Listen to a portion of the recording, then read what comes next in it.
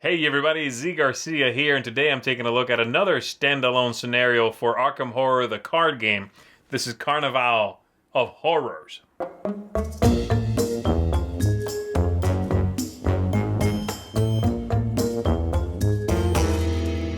I reviewed another one of these not too long ago, this one here, Curse of the Rougarou, and this is a print-on-demand scenario from Fantasy Flight Games that is standalone from the ongoing story you'll find in Arkham Horror, the card game.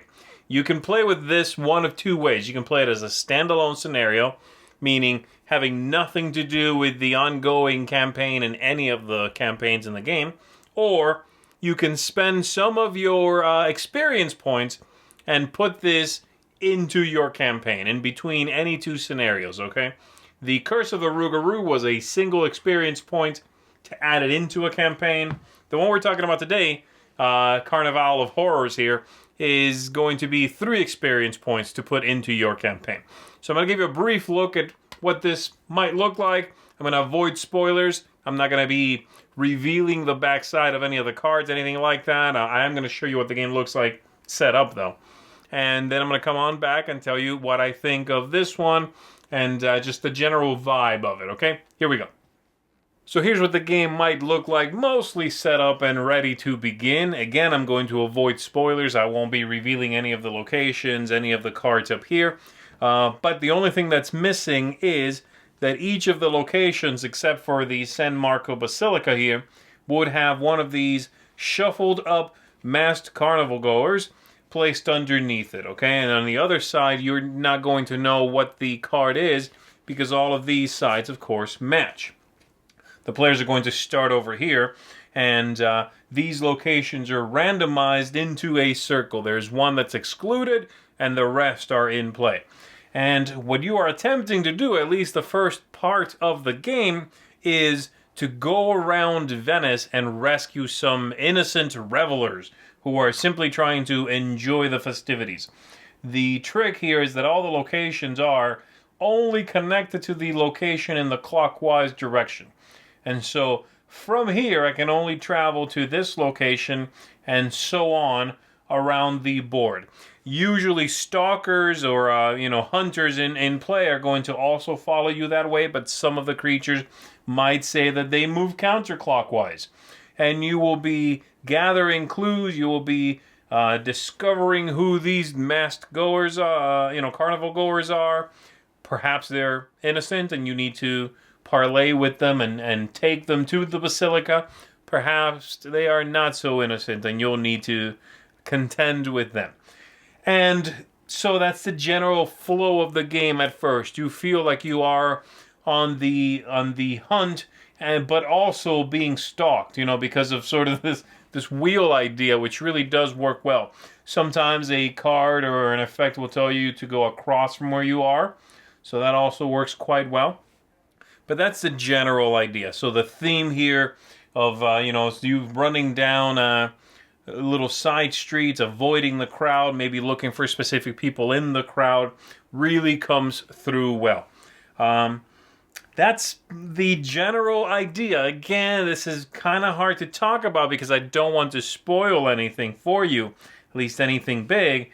The last thing I will mention is that we start over here at the Basilica with a character, this abbess, and she is going to allow you to trigger an ability on her, a triggered ability which lets you get a free move from the location that you would come to her location from, lets you move there for free, or you can trigger her ability and move from her location to the following location, again, for free, saving you an action as you are running around. And believe me, you are going to want to save that action. Very tense, pretty tough scenario here. So, there you go. That's the general idea. Let's go back up top and let me, in hopefully slightly less nebulous ways, tell you what I thought of the game. Alright, so there we go. I'm going to go ahead and dispense with my usual target audience system, breakdown for this. I'm just going to talk about it a little bit. So, as I said, this is a print-on-demand expansion, or, scenario, whatever you want to call it for the game. What does that mean? That means that FFG, the company, makes these in-house. So the card quality is going to be different from the regular releases.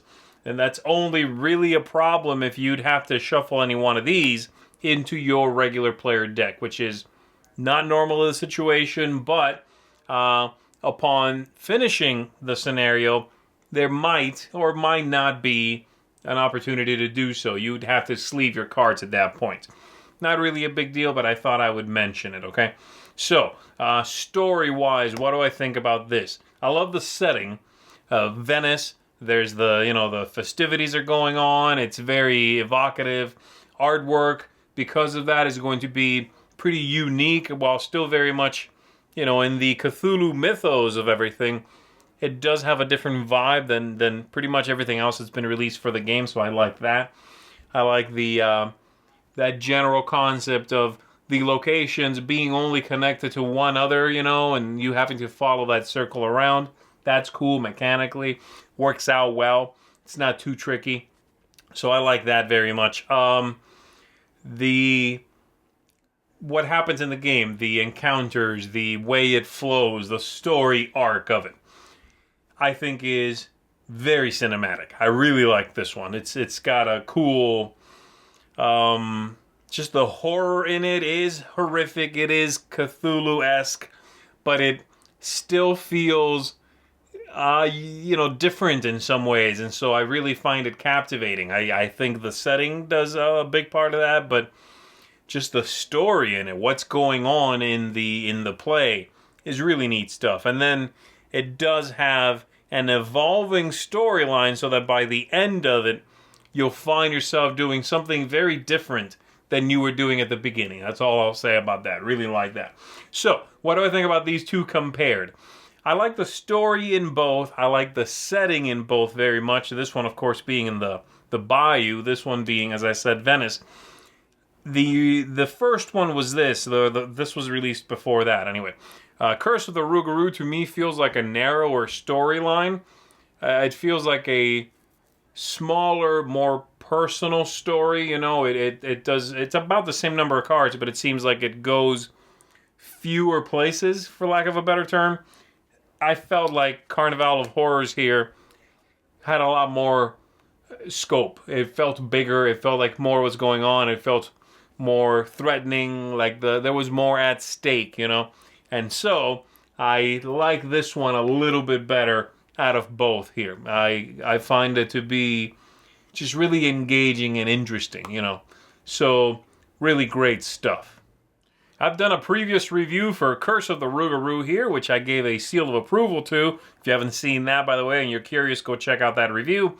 But I'm also giving a seal of approval here to Carnevale of Horrors. Again, I do like this one a little bit better, and I think it's a very strong. I would definitely recommend it. It's also really tough, by the way. You're going to have a hard time going up against this. You want to have a deck that is souped up at least a little bit before you try to tackle this. But other than that, really fantastic stuff. Love the setting, the action in it, and again, feels very cinematic to me. So, Carnevale of Horrors, seal of approval. Definitely recommend it if you enjoy Arkham Horror, the card game. And that's it for me. I'm Z Garcia. I'll see you on the next one. Thanks so much for watching the Dice Tower videos. Find more great videos and reviews, as well as our top-rated audio podcast at Dicetower.com.